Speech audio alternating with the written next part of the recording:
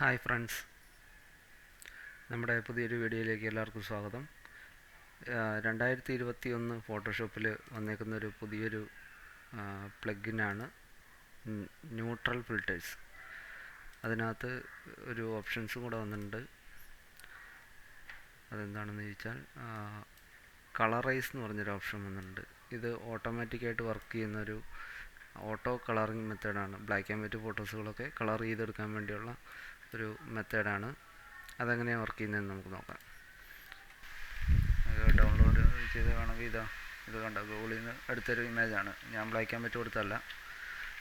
അപ്പോൾ അതെങ്ങനെയാണെന്ന് നോക്കാം.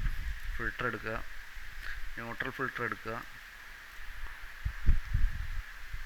അതിനകത്ത് കളറൈസ് എന്ന് പറഞ്ഞൊരു ഓപ്ഷൻ ഉണ്ട്. കണ്ടോ, ഈ സാധനം ഒന്ന് ഓണാക്കുക. ഇച്ചിരി സമയമെടുക്കും. ഇത് ആർട്ടിഫിഷ്യൽ ഇൻ്റലിജൻസ് വഴി വർക്കാകുന്നൊരു സംഭവമാണ്. കണ്ടോ, അടിപൊളിയായിട്ട് കളറിങ് ചെയ്ത് വന്നിരിക്കുന്നു. ഇത്രയും കളർ ചെയ്യാൻ നമ്മൾ എത്ര സമയമെടുക്കും? അതാണ് ഇതിൻ്റെ ഫോട്ടോഷോപ്പിൻ്റെ പുതിയൊരു ഫീച്ചർ. ഈ ഫോട്ടോ നമുക്ക് ഫോട്ടോഷോപ്പിലെ ഫിൽറ്ററിനകത്ത് ന്യൂട്രൽ ഫിൽറ്റേഴ്സ് വെച്ച് കളർ ചെയ്ത് നോക്കാം, കളറൈസ് ചെയ്ത് നോക്കാം. ഓക്കെ, ഈ കളറൈസ് എന്നുള്ള ഓപ്ഷൻ ഇവിടെ ഓണാക്കുക. മാജിക്ക് ഇപ്പോൾ കാണാൻ പറ്റും.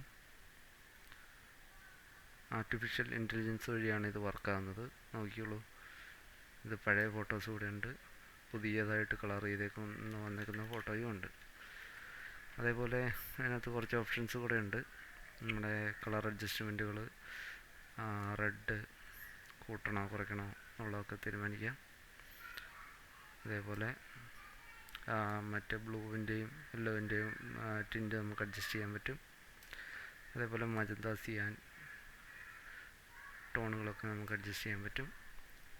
പിന്നെ കളർ ഫോക്കസ് എന്ന് പറഞ്ഞൊരു ഓപ്ഷൻ കൂടെ ഉണ്ട്. അതേപോലെ സാച്ചുറേഷൻ കൂട്ടണമെങ്കിൽ സാച്ചുറേഷൻ കൂട്ടാം, കുറയ്ക്കണമെങ്കിൽ കുറയ്ക്കാം. ഓക്കെ, അങ്ങനത്തെ കുറച്ച് ഓപ്ഷൻസുകളൊക്കെ ഉണ്ട്. അതുപോലെ നോയ്സ് റിഡക്ഷൻ കൊടുക്കാം. പഴയ ഫോട്ടോസുകളൊക്കെയാണ് അത്യാവശ്യം നോയ്സൊക്കെ ഉണ്ടാവും. അപ്പോൾ നോയ്സ് റിഡക്ഷൻ അഡ്ജസ്റ്റ് ചെയ്യാൻ പറ്റും.